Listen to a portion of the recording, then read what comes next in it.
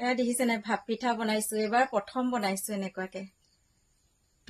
কেইটামান হ'ল বাৰু এয়া নাৰিকল দি বনাইছোঁ কেনেকুৱা হ'ব নাজানো আৰু টেষ্ট কৰি চোৱা নাই ওলাই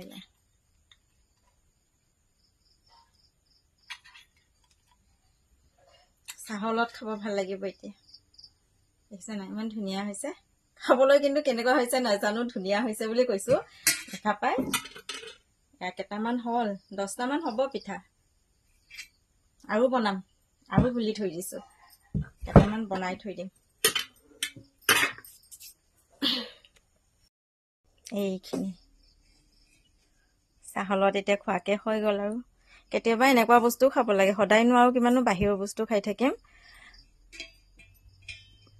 চাবলৈ ইমান ধুনীয়া লাগিছে